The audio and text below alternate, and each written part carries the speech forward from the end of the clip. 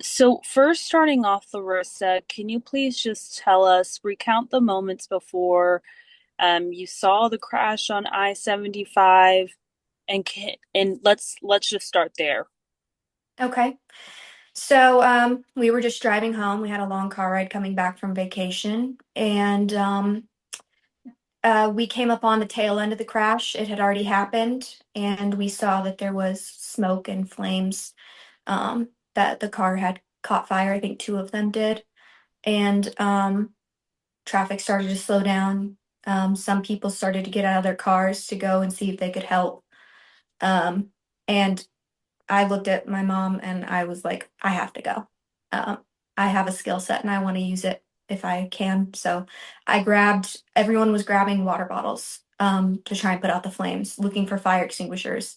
There were like at least 20, maybe more people that had gone through trying to give water to put out the flames. There were men jumping on the car, trying to get it open, because there were people inside and they couldn't get it open. So they were attempting to do that. This was all before the emergency services, police, anyone had shown up. So I ran out there. I grabbed a six-pack of water bottles that we had, and I ran over there first, and I was just handing them out to people that were getting closer to the cars. Um, and then they had gotten out, before EMS had gotten there. They got out two people from the crash. I assisted in helping take care of them until EMS got there. Just being there, just comforting if I could. Um, and then the police came and EMS showed up and they said, okay, you're good to go. So I had walked back to the car, kind of in shock, um, and just kind of like sat there, just thinking about it, witnessing it.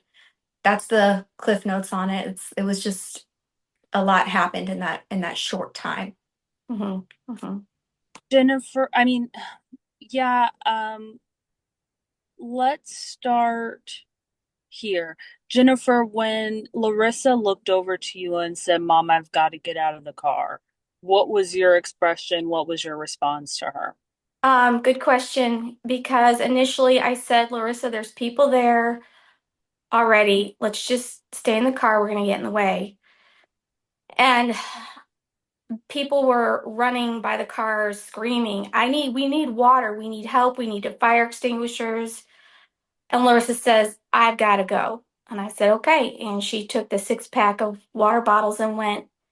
And we had two other kids with us, my 16-year-old and 13-year-old. And I stayed there. And a moment later, my daughter Brinley in the back says, Mom, we've got more water. And I just said, okay, I'm getting out. You stay here. I got more water. We were grabbing great Gatorades. The couple in the vehicle next to us, they had jugs of tea and lemonade, anything that we could grab. People were bringing their Stanley cups of water, and we were just trying to douse flames, or they were, I didn't, as they were getting the passengers out of the vehicle.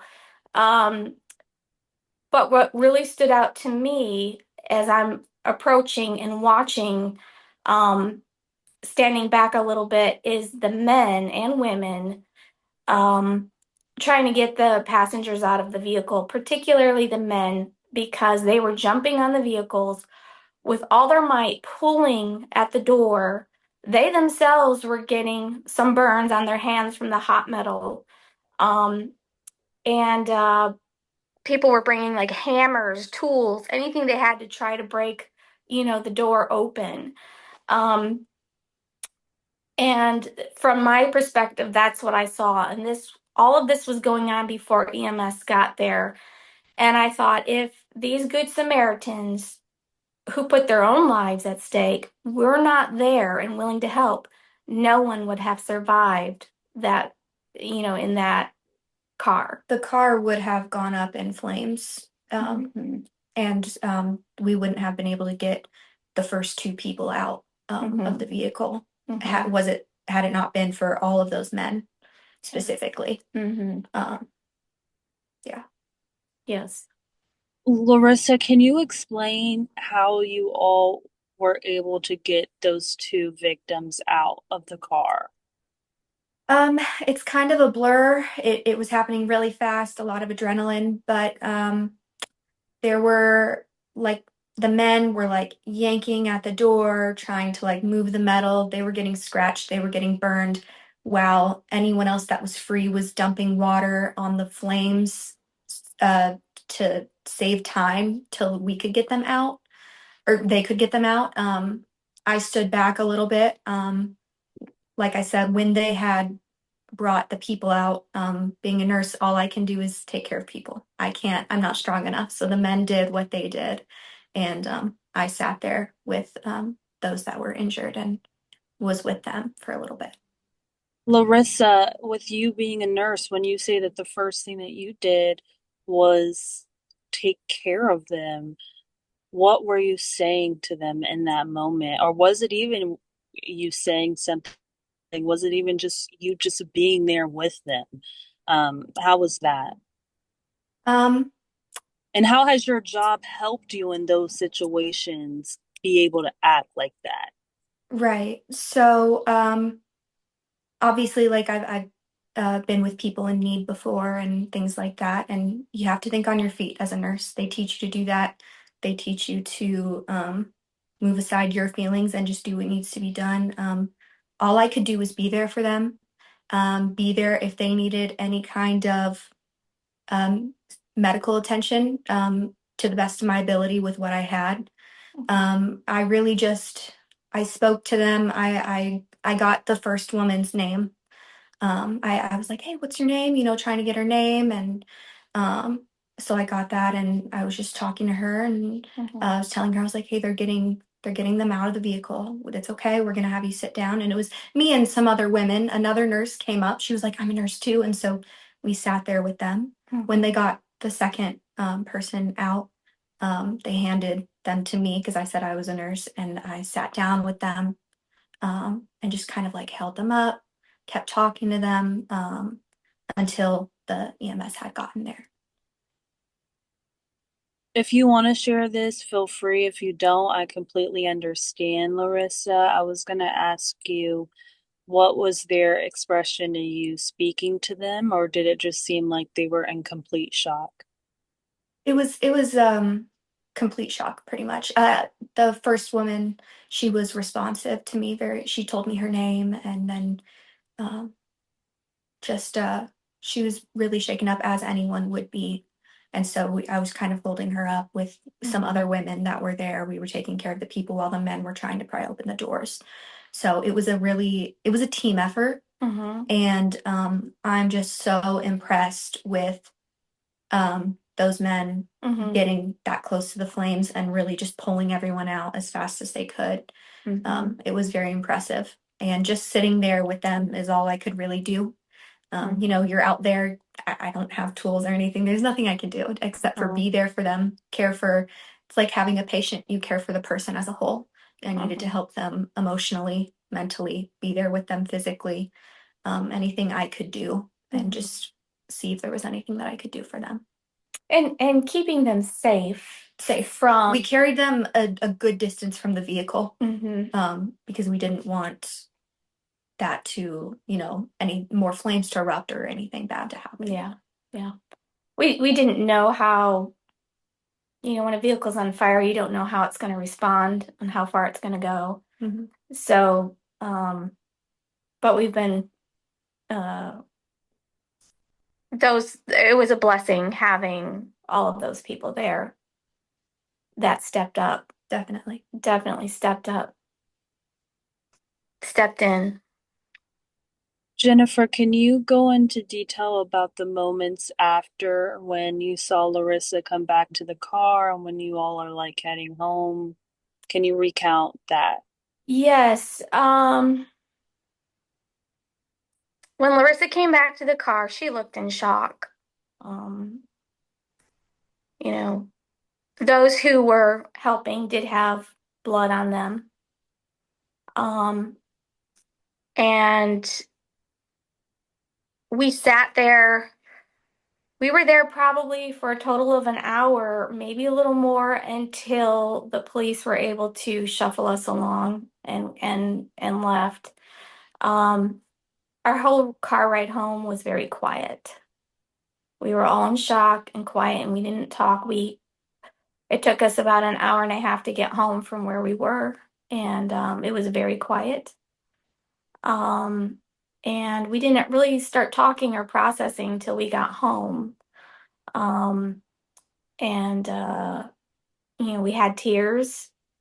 Did a lot of praying for the victims, for the other Good Samaritans who were there, who are also in shock and are going to be feeling this as well for many days to come.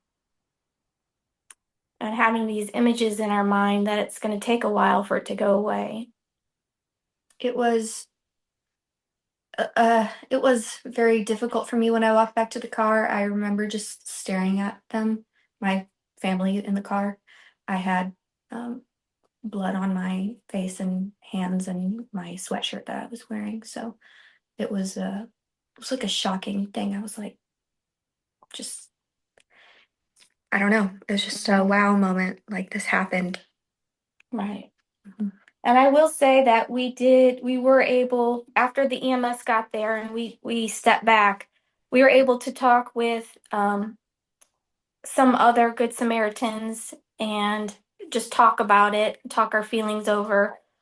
Um, the lady in the vehicle next to us said her husband, whom I saw, was on top of the car with his whole body pulling, trying to pry that door open. She said his arm got burned, but she said he would be okay. Um, and we just talked about it amongst ourselves and just trying to process the whole thing together. Can you all go into detail about the